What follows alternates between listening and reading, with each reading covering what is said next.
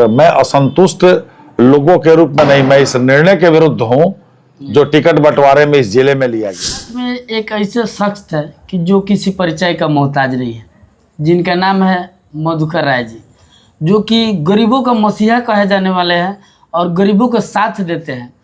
लेकिन उनके साथ साथ 35 साल से बीजेपी के सेवा कर रहे हैं। 15 में भी सुनने को आया था कि विधानसभा के चुनाव लड़ेंगे 2020 में भी और 2025 में भी, लेकिन अभी तक इनको बीजेपी मौका नहीं दिया। चाचा जी, हमारे चैनल में स्वागत है। बहुत बहुत वो 3 बार सुनने को मिला था कि आप बीजेपी से टिकट लेके चुनाव लड़े, मौका नहीं दिया। देखिए, मैं 2015 से ही चुनावी राजनीति के लिए पार्टी से प्रयासरत हूँ और 2015 के तात्कालिक प्रदेश अध्यक्ष के रूप में मंगल पांडे जी, जब मैं नॉमिनेशन के लिए तैयार था कि मैं अगर आप टिकट नहीं देंगे तो मैं आपके निर्णय का विरोध करूंगा, तो आकर यहाँ पर मेरे घर पे उन्होंने आके रोकने का काम किया कार्यकर्ताओं के मध्य। ये एक कार्यकर्ता के सम्मान का विषय था और 15 में मैंने पार्टी की बात मानी और एक तरह से पार्टी के तरफ से ये जब बैठाया जाता है तो ये समझा जाता है, यह मौके का आश्वासन होता है कि अगली बार आपको हम टिकट मिलेगा, कहीं ना कहीं कोई ना कोई मतलब कि जो आपका डिमांड है उसके लिए प्रयास करेंगे जी। निसंदेह एक पार्टी ऐसी है जो एक व्यक्ति पर आधारित नहीं है, इसमें भी कोई दो राय नहीं है। लेकिन 15 में जो हुआ, 20 में लगभग मुझे पटना से कह दिया गया, कोई ऐसे अधिकृत स्रोत के द्वारा नहीं, लेकिन मुझे इशारा हुआ कि आप क्षेत्र में जाएं और अब की बार पार्टी आपके नाम पर निर्णय लेने वाली है जी। कोई दिक्कत नहीं होगी। सभी शीर्ष नेताओं से मेरी बात हुई और मैं क्षेत्र में घूमने भी लगा जी। लेकिन अंत समय में मेरे नाम पर निर्णय नहीं हो पाया और मैं वंचित रह गया, नहीं लड़ पाया। लेकिन अभी तो चनपटिया विधानसभा में आपका नाम गूंज उठा था कि चनपटिया विधानसभा में 25 में आपको टिकट मिलेगा, लेकिन टिकट भी मिल गया, आपका उसमें नाम भी नहीं है। अब की बार पार्टी ने, और पहले से भी ये बार बार पार्टी कहती आ रही है कि सामाजिक दृष्टिकोण से जिस समाज से आप आते हैं उसके लिए चनपटिया उपयुक्त होगा। एक भारतीय जनता पार्टी के कार्यकर्ता होने के नाते और 35 वर्षों से दायित्व का निर्वाह करने के नाते पूरे जिले में एक कार्यकर्ता के रूप में अपरिचित मैं नहीं हूं, तो मुझे लगा कि पार्टी अगर चनपटिया कर रही है तो पार्टी चुनाव, चूँकि मैं मानता हूं कि कोई भी व्यक्ति चुनाव न होकर पूरा एक दल लड़ता है, व्यक्ति उसमें पार्टी द्वारा नामित होता है। मैंने ये कहा कि ठीक है, मगर बगहा नहीं दीजिएगा तो चनपटिया के लिए हम आवेदन हमने किया और मुझे उम्मीद भी थी कि कहीं न कहीं दोनों जगहों में एक जगह पर निर्णय हो। अब ये विषय था कि पार्टी को कहाँ कैसी सुविधा होती है, लेकिन अब की बार आपने देखा हो कि पूरे चंपारण में सभी सीटें यथावत रह गई, रामनगर नरकटिया छोड़कर, जो अन्य कारणों से कटी। और चूंकि रामनगर मेरा गृह क्षेत्र है तो ये रिजर्व है, तो यहाँ पर कोई ना कोई व्यक्ति सुरक्षित है तो कोई व्यक्ति दूसरा अनुसूचित जाति से आएगा। नरकटियागंज में कार्यकर्ता संजय पांडे जी जिलाध्यक्ष रहे, उनको मिला, उनको धन्यवाद है कि ये निर्णय सही हुआ कि नरकटियागंज में उनको मिला। वो जहाँ से भी चाहते हों, लेकिन पार्टी ने उनके नाम पर निर्णय लिया है, इसके लिए पार्टी को धन्यवाद है। लेकिन मेरे नाम पर निर्णय नहीं हो सका, चूँकि सभी जगहों पर यथावत रह गया।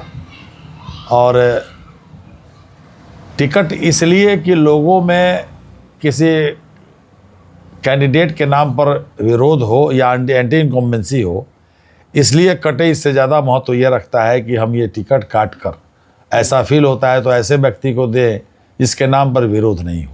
अगर 2030 में आपको पार्टी टिकट नहीं देती है तो क्या आप रामनगर विधानसभा से निर्दलीय चुनाव लड़िएगा?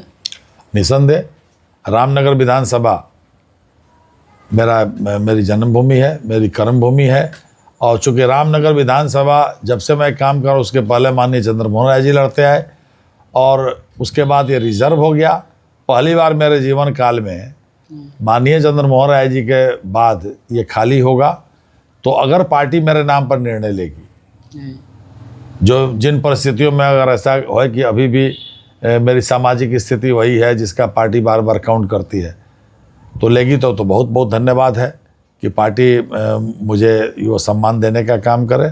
नहीं भी अगर लेती है तो मैं अपने इस क्षेत्र से, जहाँ मैं जनता की सेवा किया हूँ लोगों के डिमांड पर, और लोग आज भी उतने ही आहत हैं मेरे टिकट न मिलने से इस क्षेत्र से लेकर, विशेषकर इस क्षेत्र में और बगहा के क्षेत्र में।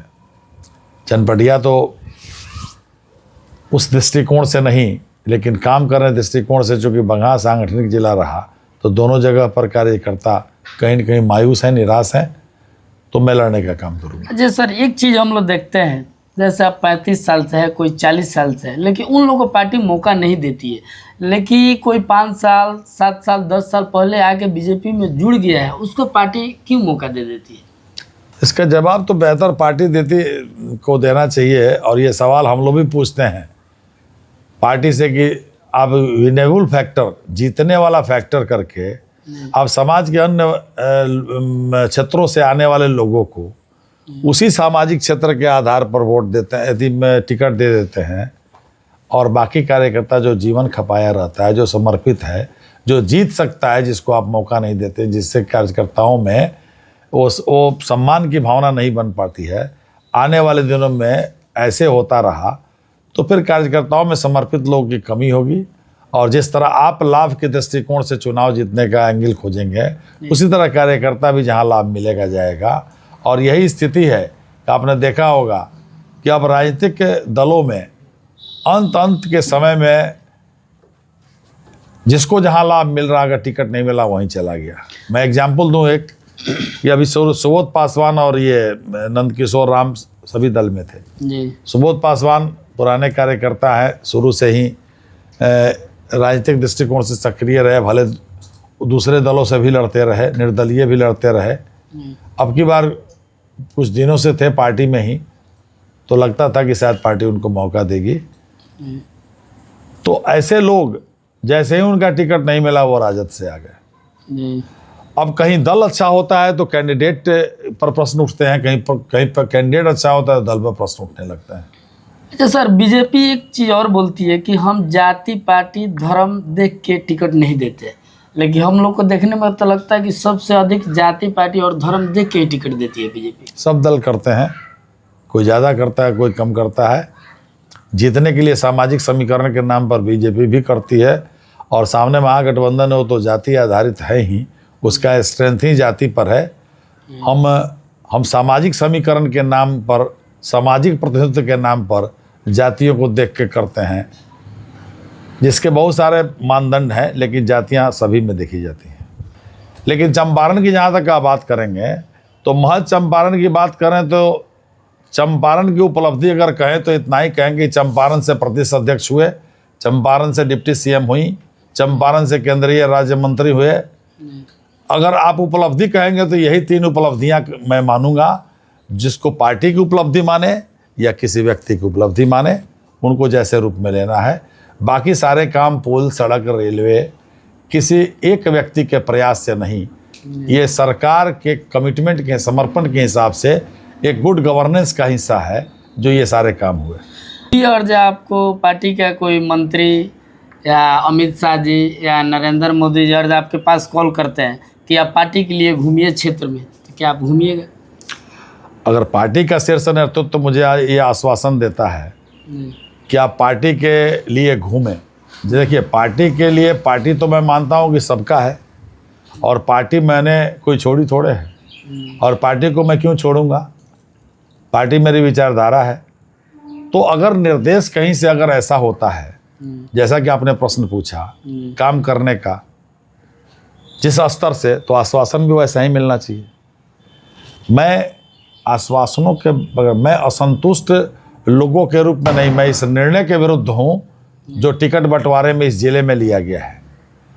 और निर्णय का विरुद्ध होना पार्टी का विरुद्ध होना नहीं होता है।